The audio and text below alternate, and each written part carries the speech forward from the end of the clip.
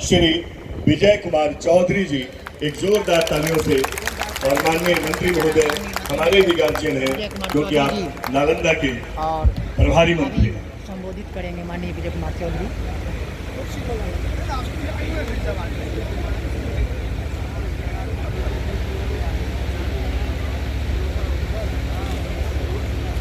आज के इस विद्यापति महोत्सव कार्यक्रम में हमारे साथ मंच पर विराजमान हमारे साथी विधायक और पूर्व मंत्री डॉक्टर मदन मोहन झा जी, हमारे विधायक साथी तरुण जी, रणविजय जी, पूर्व विधायक हमारे सराय रंजन के ही रामचंद्र निषाद जी, जिला परिषद की अध्यक्षा जी, हमारे जिला के ऊर्जावान जिलाधिकारी और पुलिस अधीक्षक महोदय, यहाँ इस कार्यक्रम को स्थानीय स्तर पर आयोजित करने वाले अनुमंडल और प्रखंड स्तर के पदाधिकारी और कर्मीगण, कला संस्कृति विभाग के प्रतिनिधि, जो इस कार्यक्रम को आयोजित करता है विभाग, उसके प्रतिनिधि के रूप में यहाँ उपस्थित पांडे जी, जो इस कार्यक्रम का संचालन भी कर रहे हैं, और सबसे महत्वपूर्ण यहाँ पर उपस्थित विद्यापति नगर सराय रंजन विधानसभा क्षेत्र, दल सिंह सराय अनुमंडल और यूँ कहिए तो पूरे समस्तीपुर जिले से, बल्कि हमारे मदन मोहन झा जी नाराज हो जाएंगे क्योंकि ये दरभंगा से भी आ रहे हैं, ये पूरे सब जगह से आए हुए इस कार्यक्रम की शोभा बढ़ाने वाले हमारे प्रिय सम्मानित देवियों, सज्जनों, पत्रकार मित्रों, सबसे तो पहले हम जिला प्रशासन को बधाई देते हैं और शुभकामनाएं देते हैं कि उन्होंने आज के इस बड़े ही सफल विद्यापति महोत्सव कार्यक्रम की शुरुआत की है। इसके लिए मैं पूरे क्षेत्र या पूरे सरकार की तरफ से भी समझिए आपको शुभकामनाएं देता हूं और बधाई देता हूं। आपने बड़े ही अच्छे ढंग से इस कार्यक्रम का आयोजन किया है और इसीलिए स्थानीय लोगों की भी इतनी बड़ी संख्या में भागीदारी हो रही है। यह वास्तव में अत्यंत प्रसन्नता की बात है। साथियों, जब भी हम इस कार्यक्रम में आते हैं, मुझे अचानक पुरानी बातें याद आने लगती हैं। मुझे याद है कि मैं पिछले 40 वर्षों से इस कार्यक्रम में, यानी विद्यापति जयंती कार्यक्रम को इस स्थल पर यानी विद्यापति नगर में इसके आयोजन से जुड़ा हुआ रहा और यह भी मेरे लिए प्रसन्नता की बात है कि उन दिनों, आज से 2-3 दशक पहले समझ लीजिए, 30, 35, 40 वर्ष पहले, जब हम इस कार्यक्रम को बगल में जो मंदिर परिसर है, हमारे सभी साथी सब लोग परिचित हैं, देखे होंगे, वहाँ किनारे में जो एक बड़ा वृक्ष होता था और उसके साथ जो चबूतरा बना हुआ था, मुझे याद है कि कभी कभी हम लोग 50-100 लोग बैठकर उस चबूतरे पर भी मनाने की शुरुआत हम लोगों ने की। और आज समझिए कि वो जो छोटी सी शुरुआत थी, या यूँ कहिए कि यहाँ के लोगों ने तो 40 वर्ष क्या उससे भी पहले शुरुआत कर रखी थी। मेरे पिताजी ही विधायक थे 1980 के दशक में। उस समय से वो आते थे और यहाँ के सारे लोग बड़े उत्साह से उसका आयोजन करते थे। सबसे तो पहले मैं जिन लोगों ने इस कार्यक्रम की रूपरेखा की बुनियाद रखी थी, नींव रखी थी, मैं उन सभी लोगों के प्रति मैं श्रद्धा सुमन अर्पित करता हूँ कि भाई आपने जो दिया जलाया, आपने जो छोटी सी रोशनी जलाई थी विद्यापति नगर और इस विद्यापति धाम के प्रांगण में, आज वही रोशनी प्रस्फुटित होते होते आज इस जगमग रोशनी में परिणत हो गई है। यह आप ही का जलाया हुआ मशाल है। और सब लोग जानते हैं कि विद्यापति परिषद या इस आयोजन के लिए सबसे एक व्यक्ति जो शुरू से समर्पित रहे हैं, गणेश गिरी जी, कवि जी, मैं उनको साधुवाद देता हूँ कि भाई आपने, और बराबर हम लोग बात करते थे कि कभी हम लोग छोटी संख्या में भी जब पहले इस कार्यक्रम का आयोजन करते थे, जब ये राजकीय समारोह नहीं हुआ करता था, उस समय हम लोग बात करते थे कि इसको थोड़ा, हर वर्ष एक संकल्प होता था कि अगली दफा से हम लोग इसको थोड़ा सा और बड़े पैमाने पे करेंगे। और ये आप लोगों का सहयोग है कि आज यह कार्यक्रम इस रूप में, बड़े से बड़े रूप में विद्यापति नगर और बाबा विद्यापति के प्रांगण में आयोजित है। इसके लिए मैं सबसे अधिक आप ही को धन्यवाद देता हूँ, क्योंकि कोई कार्यक्रम फीका हो जाता है, कार्यक्रम कितने भी अच्छे ढंग से आयोजित क्यों न हो, कितनी ही अच्छी सजावट क्यों न हो, कितने बड़े कलाकार क्यों न आ जाएं, लेकिन अगर आप न रहें तो सब सूना और फीका हो जाता है। इसलिए आपकी उपस्थिति से ही यह कार्यक्रम सफल होता है।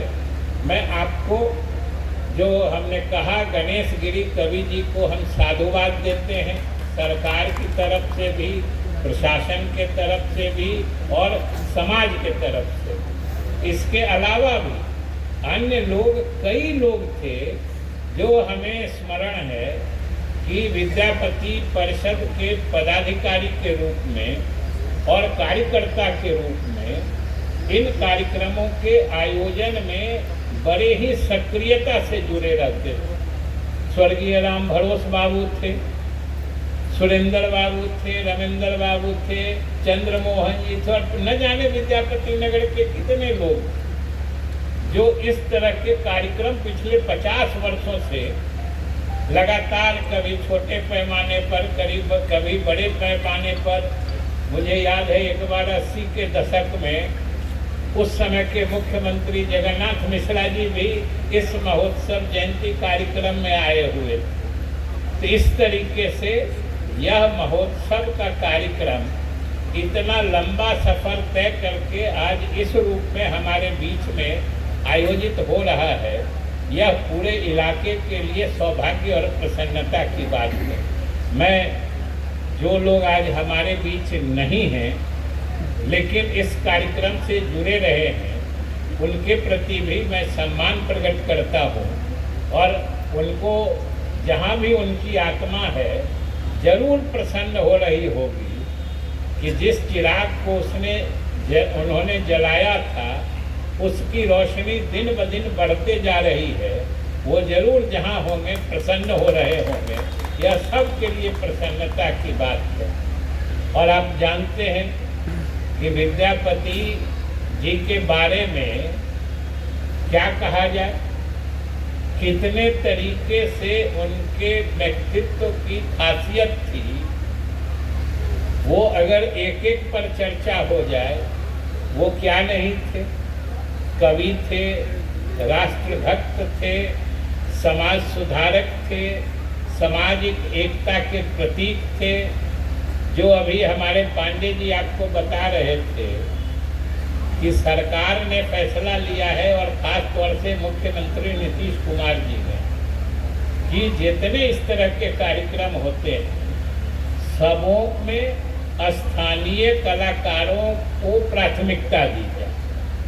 सही बात भी है, कुछ बड़े ऊंचे कलाकार भी आए, लेकिन जब तक स्थानीय कलाकारों को प्रोत्साहन नहीं मिलेगा तब तक इस तरह के कार्यक्रमों की प्रासंगिकता प्रभावकारी नहीं बन पाती। इसलिए हम लोग सबकी ये ख्वाहिश होती है कि पिछले दिनों आप सब ने देखा है कि इस कार्यक्रम में देश के नामी गिरामी कलाकार कौन कौन गज़ल गायक, भजन गायक सब आते रहे और हम लोगों ने भी ये फैसला किया कि बाहर से लोग आए, लेकिन स्थानीय कलाकारों को निश्चित रूप से प्राथमिकता दी जाए, उनको भी मंच प्रदान किया जाए, क्योंकि इसी से उनका विश्वास बढ़ता है और उनकी कला को निखरने का भी मौका तभी मिलता है जब उन्हें मंच दिया जाता है।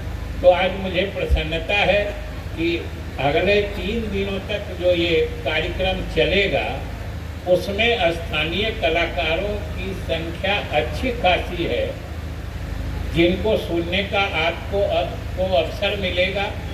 हम यही कहेंगे फिर कि भाई आप ही के इस कार्यक्रम में शामिल होने से कार्यक्रम सफल होता है और अगले 2-3 दिनों तक कार्यक्रम चलेगा। कार्यक्रम हर दिन का महत्वपूर्ण है। कलाकारों की जब तक आप उपस्थित होकर हौसला अफजाई नहीं करेंगे तब तक वो बाहर यहाँ से जाके विद्यापति नगर का नाम कैसे लेंगे, आप ही बताइए। कलाकार को सरकार की तरफ से कला संस्कृति विभाग ने या हमारे जिला प्रशासन ने बुला के आमंत्रित करके आपको सुनने और देखने का मौका प्रदान किया है। जब तक उनकी कला को आप देखेंगे नहीं, सुनेंगे नहीं, परखेंगे नहीं और उनका हौसला नहीं बढ़ाएंगे तब तक उनको कैसे याद रहेगा। भाई आपको तो याद रहेगा जो एक कलाकार फला नाम के आए थे, लेकिन वो कलाकार जब विद्यापति नगर से वापस जाए तो कलाकार भी यहाँ से वापस जाके विद्यापति नगर का नाम ले। ऐसी व्यवस्था, ऐसा माहौल, ऐसा परिवेश बनाना ये सिर्फ और सिर्फ आप ही से हो सकता है और जिम्मेदारी भी आपकी है। इसलिए भाई आप सब लोग मिल के उपस्थित रहिए, हर एक कलाकार का सुनिए। कोई ठीक नहीं है, जिसको आज आप छोटा कलाकार समझ रहे हैं वो कल कितना बड़ा बन सकता है। पिछली दफ़ा याद है ना, वो मैथिली जी को हम लोग बुलाए थे, आज देखिए उसका कहाँ कहाँ कार्यक्रम हो रहा है, कितने बड़े बड़े जगहों पर वो जा रही हैं। और उसमें भी विद्यापति महोत्सव के मंच पर आकर अपनी कला पेश करने का तो भाई दूसरा महत्व भिन्न होता है कि एक तो विद्यापति नगर के लोगों का, जनता का तो आशीर्वाद स्नेह मिलता ही है और दूसरा बगल से बाबा भोला का भी आशीर्वाद मिलता है। और जिस कलाकार को समझ लीजिए कि अगर भोला बाबा का आशीर्वाद मिल गया फिर उसका बाँह पकड़ने वाला कोई बचता है क्या, वो किस ऊंचाई पर जाएगा। इसलिए आने वाले कलाकारों से भी मेरी वही ख्वाहिश होगी, मेरा यही निवेदन होगा कि अपनी कला अच्छे से प्रदर्शित करें। हमारे विधानसभा के उपाध्यक्ष महेश्वर हजारी जी आ गए हैं, आइए आपका भी विद्यापति नगर में स्वागत है। तो विद्यापति कवि जिनकी बात मैं कर रहा था कि भाई वो तो आपको शायद पता होगा कि वो कई भाषा जानते थे, वो संस्कृत भी जानते थे, संस्कृत में भी रचना करते थे, लेकिन उन्होंने मैथिली को चुना। मैथिली को क्यों चुना ये सोचिए। जो उन्होंने कहा है कि देसिल बैना सब जन मीठा, मतलब अपनी चीज, अपनी भाषा, अपनी बात सबको अच्छी लगती है, इसलिए उन्होंने इस बात को कहा है। और जो मैथिली को विद्यापति जी ने लोकप्रिय बनाया और हम लोग तो मिथिला क्षेत्र के लोग हैं। हालांकि मिथिला के हम लोग अंतिम छोर पर बसते हैं। कभी कभी हम मदन मोहन झा जी के दरभंगा या उससे भी उत्तर मधुबनी जाते हैं तो हम वहाँ कहते हैं कि भाई हैं तो हम लोग मिथिला के, लेकिन ये लोग लोग से उत्तर बसने वाले लोग जो हैं कहते हैं कि ये लोग दक्षिण वाले हैं, मतलब थोड़ा घटिया मिथिला के रहने वाले। तो भाई हम लोग दक्षिण भले बसते हैं, लेकिन हम लोग अपने को आपसे कम मिथिलावासी नहीं समझते हैं, ये जान लीजिए। और हम लोग भी कितना मिथिलावासी है और मिथिला से कितने जुड़े हैं और पूरे मिथिला क्षेत्र में हमारी पवित्रता क्या है, हमारा महत्व क्या है, ये एक ही प्रमाण इसका काफी है। एक ही प्रमाण कि आप सोच लीजिए कि महाकवि विद्यापति पैदा कहाँ लिए? मधुबनी में, बिस्फी में, आपसे भी उत्तर। लेकिन जब उनका शरीर त्याग करने का समय आया तो जो वहां से उत्तर कितना, यहाँ से सैकड़ों किलोमीटर दूर से चले गंगा जी से मिलने, और पूरे रास्ते में शरीर छोड़ने के समय में उनको सबसे पवित्र, सबसे उपयुक्त और सबसे महत्व वाली भूमि कौन मिली उनको जगह छोड़ने के लिए? सोच लीजिए। और इतनी लंबी दूरी तय करके अंत में उनको सबसे पवित्र स्थान यही विद्यापति नगर का मिला, सबसे महत्व का स्थान यही विद्यापति मिला, जहां उन्होंने फैसला किया कि हमको शरीर यही त्यागना है। वैसे महापुरुष, महान व्यक्ति जो होते हैं, महान शख्सियत वाले लोग जो होते हैं, माना जाता है, ये पौराणिक, ऐतिहासिक, धार्मिक रूप से प्रमाणित बात है कि ऐसे महापुरुष, ऐसे महानायक अपना शरीर वहीं त्यागते हैं जहां उनकी इच्छा होती है, जहां उनको अच्छा लगता है। तो भाई विद्यापति भले आपकी तरफ पैदा हुए हों, लेकिन उनको सबसे अच्छी पवित्र भूमि विद्यापति नगर ही लगी थी और हम लोग वहीं के रहने वाले हैं। इसलिए भाई हम लोग तो मिथिला क्षेत्र के अंतिम छोर पर जरूर बसते हैं, लेकिन हम लोग भाई चाहते हैं कि विद्यापति के धरोहर, उनकी संस्कृति, उनके आदर्श, उनकी रचनाएं, उनके साहित्य, उनके जो सामाजिक समरसता का संदेश है, वो सब चले। तो भाइयों, आप सब यहाँ उपस्थित हैं, हम समझते हैं कि कलाकार लोग भी आ गए होंगे, आप लोग भी सुनना चाह रहे होंगे, और हमको तो प्रसन्नता है इस मायने में खास तौर से कि जैसा कि हमने कहा कि विद्यापति परिषद से जुड़े जितने लोग